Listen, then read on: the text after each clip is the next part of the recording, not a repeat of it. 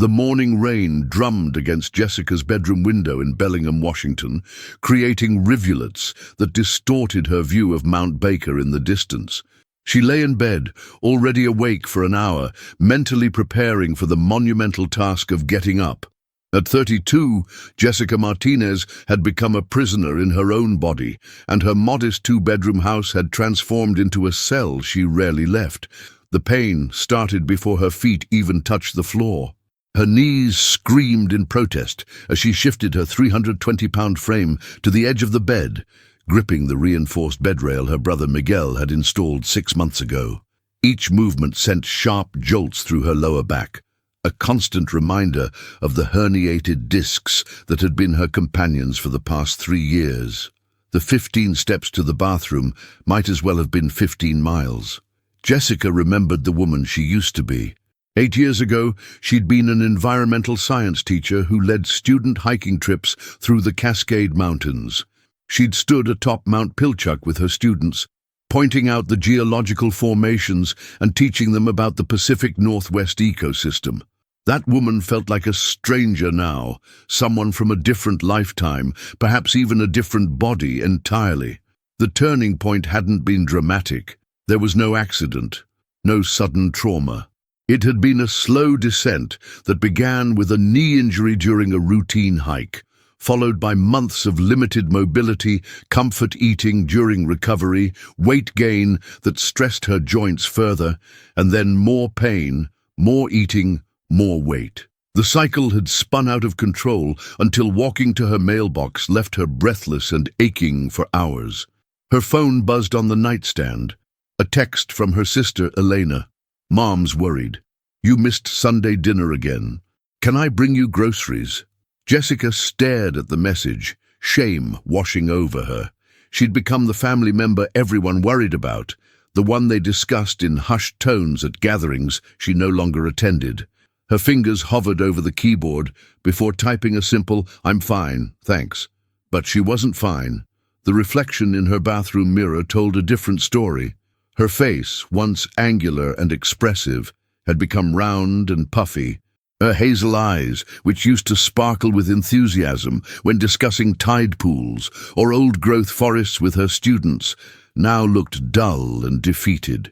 She couldn't remember the last time she'd smiled genuinely, not the forced grimace she managed when Miguel or Elena visited. The kitchen had become both her comfort and her torment. The pantry overflowed with processed foods that required minimal preparation, items she could grab without standing too long. Cooking real meals had become impossible when standing for more than 5 minutes sent shooting pains up her spine. She settled into her reinforced recliner with a breakfast of Pop-Tarts and soda, the sugar providing temporary comfort from both physical and emotional pain. Outside her window, she watched her neighbor, Mrs. Chen, tending to her garden. The 70-year-old woman moved with more grace and ease than Jessica had in years. A group of cyclists passed on the street, their cheerful chatter drifting through the closed windows. The Pacific Northwest that she'd once explored and loved continued its life without her, seasons changing, trails being hiked, mountains being climbed by everyone except her. The moment that would change everything came at 2:47 p.m. on that rainy Tuesday afternoon. Jessica had attempted to retrieve a package from her front porch, a new heating pad she'd ordered online. Halfway back to her door, her knee buckled.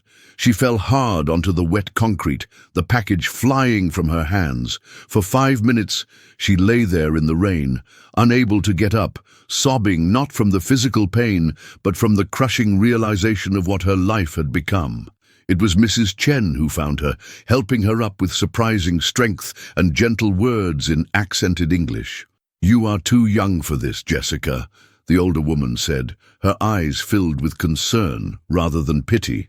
"My daughter, she was like you once. Now she runs marathons. There is always hope, but hope needs action." That night, Jessica sat in her recliner, Mrs. Chen's words echoing in her mind. She pulled out her laptop, something she rarely used anymore, and began researching. Not miracle diets or quick fixes. She'd tried those before. Instead, she looked for stories of people who'd been where she was, who'd found their way back from the prison of pain and obesity. She found forums, support groups, and testimonies that spoke of small steps leading to big changes. As rain continued to patter against her windows and Mount Baker remained hidden in the clouds, Jessica made a decision. She didn't know how she would do it, or how long it would take, but she would not let this be her story's end. Tomorrow, she would take one small step, even if it hurt, even if it was just to the end of her driveway. She opened a new document on her laptop and typed, "Day 1, the journey of 120 pounds begins with a single step."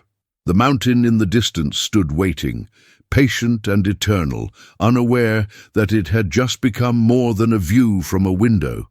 It had become a destination, a dream that would pull Jessica forward through the pain, through the doubt, and ultimately toward a transformation she couldn't yet imagine. The next morning arrived grey and misty, typical for March in Bellingham. Jessica woke with a mixture of determination and dread. The commitment she'd made to herself the night before felt both necessary and impossible. She'd barely slept, her mind cycling through all the times she'd tried and failed before. But something felt different this time. Maybe it was Mrs. Chen's words, or maybe it was the memory of lying helpless on wet concrete. But the shame had transformed into something else, a quiet, desperate need for change. Her first goal was embarrassingly modest: walk to the mailbox and back without stopping. The distance was 40 feet each way. She dressed slowly, pulling on the only athletic shoes that still fit, a pair of men's New Balance she'd ordered online 2 years ago. Her hands shook as she tied them, whether from anxiety or the effort of bending over, she couldn't tell.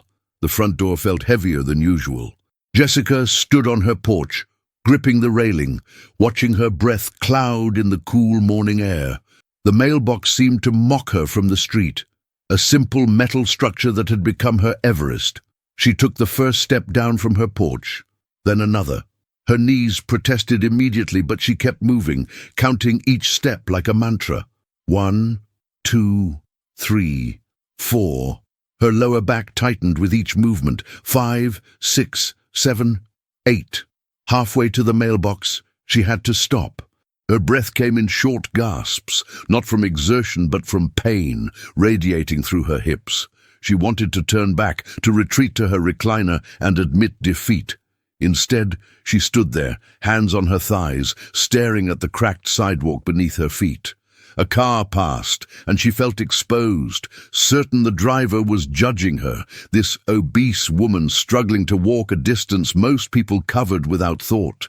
But she didn't turn back. After 30 seconds, she straightened and continued. 9, 10, 11, 12 more steps, and her hand touched the cold metal of the mailbox. There was no mail, but that wasn't the point. She'd made it. The return journey took even longer, with 2 more stops, but she reached her porch, collapsed into the plastic chair she kept by the door, and cried. They weren't tears of sadness, but of something she hadn't felt in years: accomplishment. That afternoon she called Miguel. Her younger brother answered on the second ring, surprise evident in his voice. Jessica rarely called anyone anymore.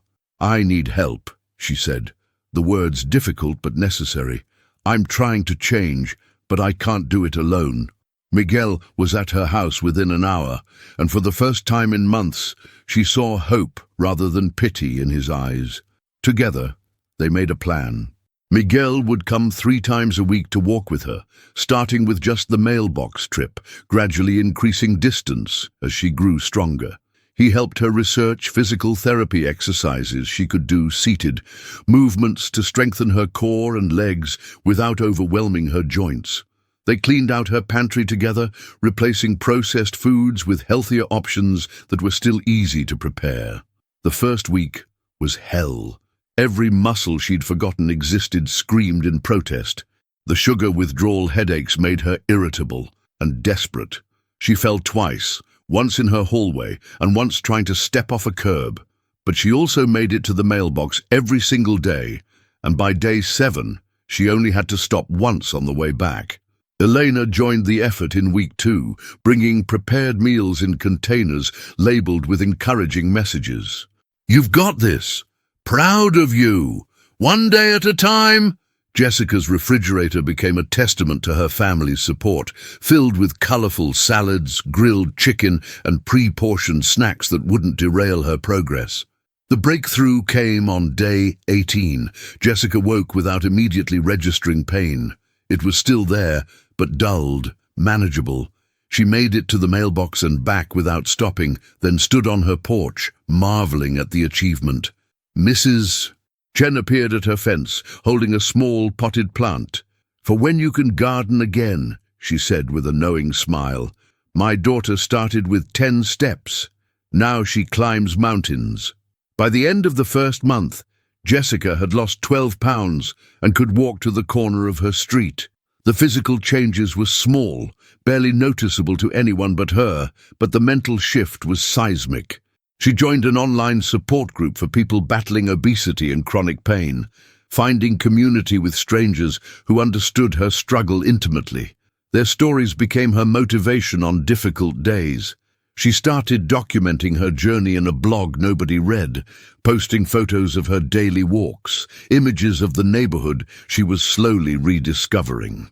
The cherry blossoms on Maple Street, the house with the absurd number of garden gnomes, the spot where someone had painted motivational quotes on the sidewalk. Each landmark represented progress, distance conquered, pain overcome. April arrived with unusual sunshine, and Jessica celebrated by attempting her biggest challenge yet, walking around the entire block. Miguel walked beside her, matching her slow pace without complaint, filling the silence with stories from his work as a contractor. They stopped 6 times, sitting on retaining walls and bus stop benches, but they completed the circuit. That night, Jessica looked at Mount Baker through her window and thought, for the first time, that maybe those stories she'd read online weren't just other people's miracles. Maybe they could be hers too. 6 months had passed since Jessica had fallen on her porch, and the woman who stood at the entrance to Lake Padden Park bore little resemblance to the person who'd once struggled to reach her mailbox. 70 pounds lighter, she could now walk 2 miles without stopping, though her knees still reminded her of their presence with each step. The chronic pain hadn't disappeared, but it had transformed from a prison wall to a hurdle she was learning to clear. The morning was crisp and clear, one of those perfect September days that made the Pacific Northwest shine. Jessica stood with her new walking group, a collection of people she'd met through the Bellingham wellness community. There was Tom, a retired Boeing engineer recovering from hip replacement, Sandra, a mother of 3 battling fibromyalgia, and Marcus, a young veteran working through PTSD and the physical aftermath of an IED explosion. They called themselves the Turtle Squad because they were slow but steady, and they never left anyone behind. Today's goal was ambitious: complete the 2.6-mile loop around Lake Padden. For most people, it was an easy morning stroll. For Jessica, it represented a summit she'd been working toward for weeks. She'd graduated from neighborhood walks to park paths, from flat surfaces to gentle inclines, each progression carefully planned with her physical therapist, Dr. Kumar, who'd become both medical advisor and cheerleader. The trail began under a canopy of Douglas firs and western red cedars, their shade dappling the packed dirt path. Jessica's new hiking boots, a size smaller than her old ones, gripped the ground with confidence. She'd learned to use trekking poles, which Miguel had bought for her 40-pound loss milestone, and they'd become extensions of her arms, helping distribute her weight and ease the pressure on her joints. "You're doing great, Jess," Sandra said, falling into step beside her. The 2 women had become close friends, bonding over their shared struggles with chronic pain and the isolation it brought. Sandra understood the victory in small achievements, the courage required to keep moving when your body begged you to stop. The first mile passed in comfortable conversation. The group paused at a wooden bridge overlooking the lake, where a great blue heron stood motionless in the shallows, waiting for fish. Jessica pulled out her phone to take a photo, remembering how she used to document nature like this with her students. The thought didn't bring pain anymore, just a gentle nostalgia and a growing belief that she might teach again someday. Halfway around the lake, the trail began to climb. It wasn't steep, but Jessica felt every degree of incline in her knees and lower back. Her breath quickened, sweat beading on her forehead despite the cool air. The old Jessica would have stopped, would have made excuses, would have turned back. But she'd learned to differentiate between good pain and bad pain, between her body working hard and her body warning of injury. "Remember," Tom said, using the steady rhythm he'd taught them all, "breathe in through your nose, out through your mouth. The mountain doesn't care how fast you climb it, only that you keep climbing." Tom had summited Mount Rainier 3 times before his hip problems began. He spoke of mountains like old friends with respect and affection. He'd promised that when Jessica was ready, he'd take her on her first real mountain hike. 6 months ago, the idea would have been laughable. Now, it felt like a possibility shimmering just beyond the horizon. They crested the small hill, and the trail leveled out along the lake's eastern shore. Jessica had to stop twice more, but her stops were shorter now, her recovery faster. Marcus shared stories of his rehabilitation, how he'd had to relearn to walk after his injury, how every step forward was a choice to not let his trauma define his future. His words resonated deeply with Jessica, who understood that her obesity had been both symptom and cause of her own trauma, a cycle she was finally breaking. With a quarter-mile to go, Jessica's body screamed for rest. Her knees throbbed, her back ached, and old doubts crept in. But then she saw it, the parking lot where they'd started, visible through the trees. Sandra grabbed her hand, squeezing gently. "We're almost there. You're about to do something you couldn't have imagined 6 months ago." The last steps were the hardest and the sweetest.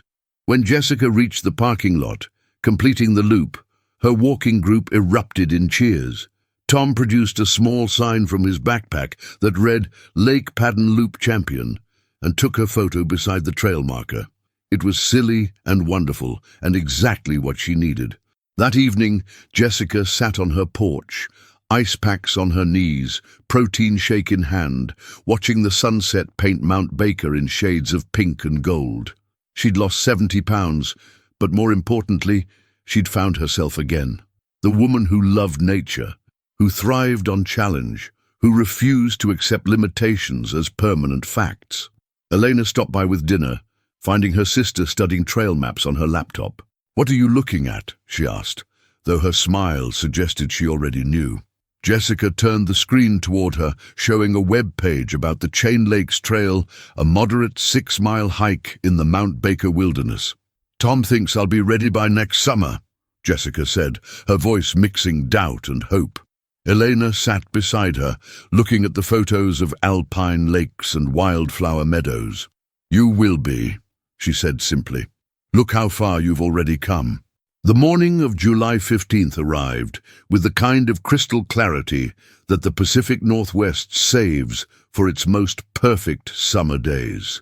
Jessica stood at the Heather Meadows Visitor Center, 4,200 feet above sea level, surrounded by the raw beauty of the Mount Baker wilderness. She weighed 200 pounds now, 120 pounds less than when she'd fallen on her porch 18 months ago. But the number on the scale was just data. What mattered was that she was here, about to attempt something that once existed only in the realm of impossible dreams.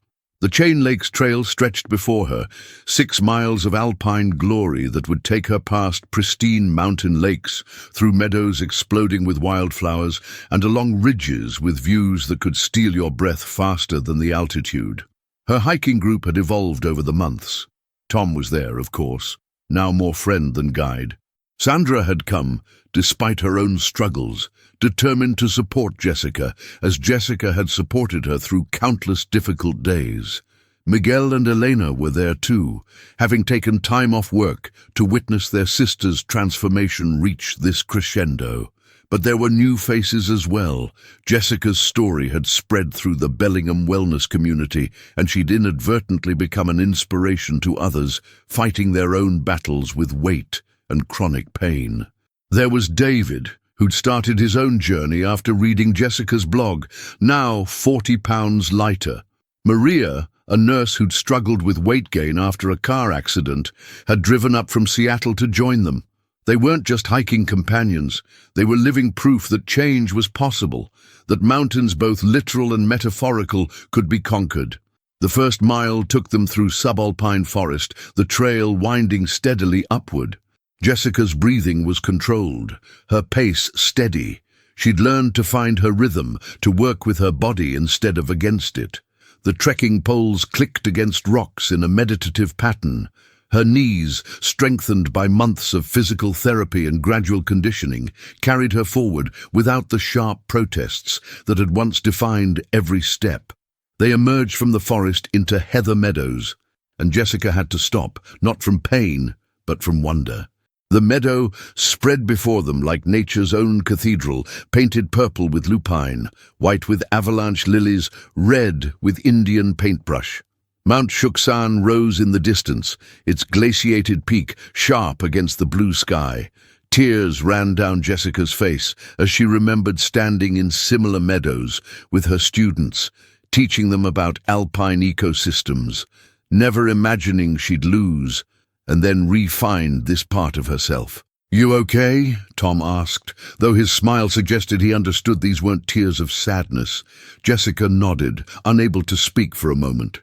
How could she explain that she wasn't just seeing this beauty, but feeling worthy of it again? That for so long she'd believed she didn't deserve to take up space in places this magnificent, and now she understood she belonged here as much as the marmots sunning on the rocks or the hawks circling overhead. The trail climbed toward Arbutus Lake, the first of the chain. This was the hardest section, with switchbacks that gained elevation quickly. Jessica's heart pounded, sweat soaking through her moisture-wicking shirt despite the cool mountain air.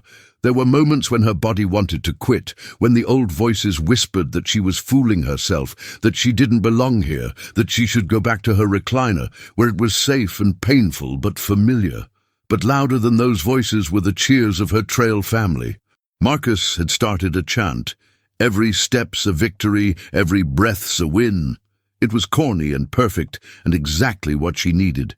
They climbed together, stopping when needed, encouraging each other through the difficulty. This wasn't just Jessica's triumph. It was a collective achievement, proof that community could lift you higher than you could ever climb alone. They reached Arbutus Lake at noon, its turquoise waters reflecting the surrounding peaks like a mirror made of liquid sky. Jessica sat on a boulder, eating the lunch Elena had packed, marveling at how different hunger felt now. It wasn't the desperate emotional need that had once driven her to eat until it hurt.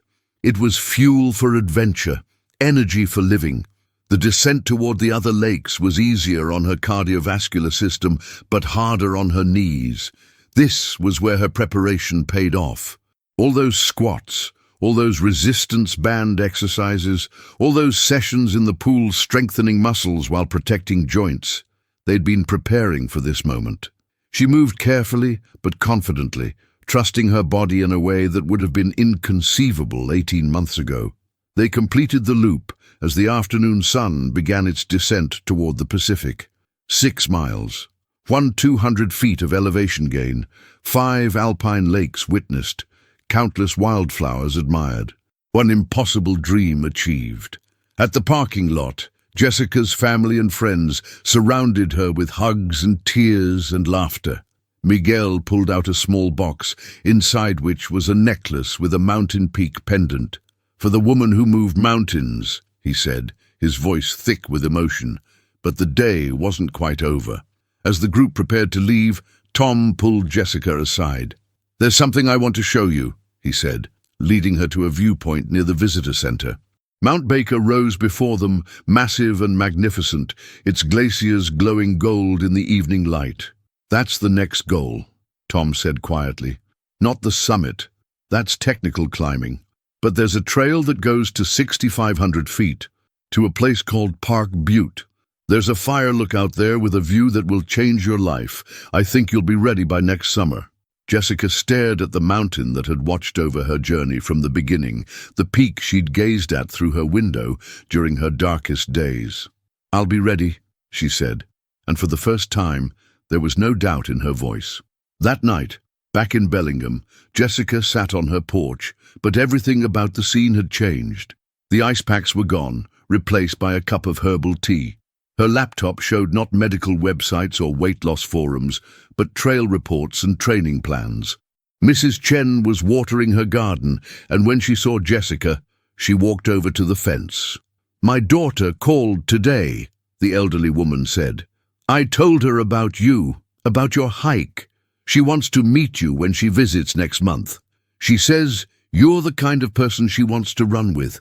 Jessica smiled, remembering when she could barely walk to this fence, when Mrs. Chen's daughter had been just a story of impossible transformation. As the stars emerged over Bellingham Bay, Jessica thought about the journey that had brought her here. She'd lost 120 pounds, yes, but she'd gained so much more. She'd found a community that understood struggle and celebrated victory in all its forms. She'd rediscovered the adventurous spirit that had always lived within her, just buried under layers of pain and self-protection. She'd learned that transformation wasn't about becoming someone new, but about excavating who you'd always been. Her phone buzzed with a message in the Chain Lakes hiking group chat. David had posted a link to a news article about their hike, titled "Local Teacher's Incredible Transformation Inspires Community." Jessica read the article with mixed feelings. She was proud of how far she'd come, but she also knew the journey wasn't over. It would never really be over. Every day would require choosing movement over stillness, choosing community over isolation, choosing hope over resignation. She opened her blog and began to write, "Today I hiked 6 miles in the mountains. My knees hurt, my back ached. I got sunburned and bug-bitten and so tired I could barely drive home. It was one of the best days of my life. But tomorrow matters more than today. Tomorrow I'll wake up and choose to keep moving forward, because that's what this journey has taught me. The mountain isn't just something you climb once. It's something you choose to face every single day. And I choose to keep climbing." The blog post would go viral, reaching thousands of people struggling with their own mountains. Jessica would receive messages from around the world, from people who saw their own possibility in her story. She'd eventually return to teaching, leading a new generation of students into the wilderness, sharing not just facts about ecosystems, but lessons about resilience, determination, and the power of taking one step, then another, even when everything hurts. But that was all in the future. Tonight, Jessica simply sat on her porch, looking at Mount Baker illuminated by moonlight, no longer a distant dream, but a friend she'd visit again and again. She thought about the woman who'd fallen on this very porch, who'd believed her story was over. That woman had been wrong. The story hadn't been over. It had just been waiting for its hero to stand up and take the first step. In her pocket, her phone buzzed with another message. Tom had sent a photo from their hike, Jessica standing beside Arbutus Lake, arms raised in triumph, surrounded by wildflowers and friends, with the mountains stretching endlessly behind her. The woman in the photo was smiling, truly smiling, for the first time in years. Jessica saved the photo and set it as her wallpaper, a reminder that impossible was just a word, and mountains were meant to be climbed.